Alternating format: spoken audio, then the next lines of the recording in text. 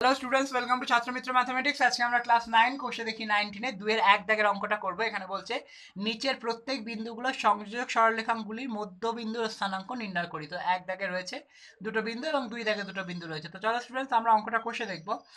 আমরা মধ্যবিন্দু নির্ণয়ের যে সূত্র সেটা তোমাদের একটু দেখিয়ে দিই। দেখো, এটা তোমরা বইয়ের 265 পেজে পেয়ে যাবে। x1 plus x2 by 2 comma y1 plus y2 by 2, এটা হচ্ছে মধ্যবিন্দু নির্ণয়ের সূত্র। এটা x1 y1 x2 y2। তো চলো আমরা একের দাগ করি। 5 4 ও 3 মাইনাস 4 এর মধ্যবিন্দুর স্থানাঙ্ক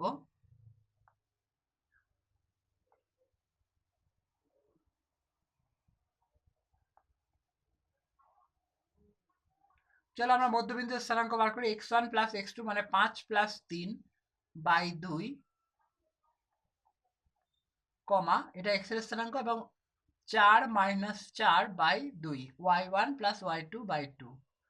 তো দেখা যাচ্ছে 5 আর 3 8 বাই 2 কমা 4 বাই 0 বাই 2, মানে এটা কিন্তু দাঁড়াচ্ছে আমার 4,0। এটা হচ্ছে একটা উত্তর। এরপরে যে 2 নম্বর রয়েছে, 2 নম্বরের জন্য 6,0 ও 0,7 এর মধ্যবিন্দুর স্থানাঙ্ক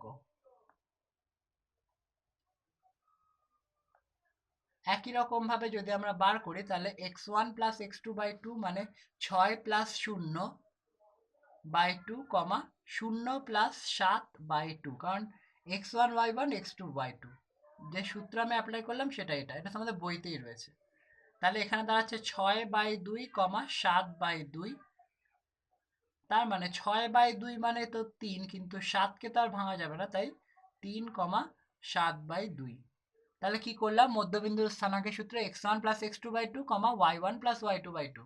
এখানে x1 y1 x2 y2 এটাই হচ্ছে মান।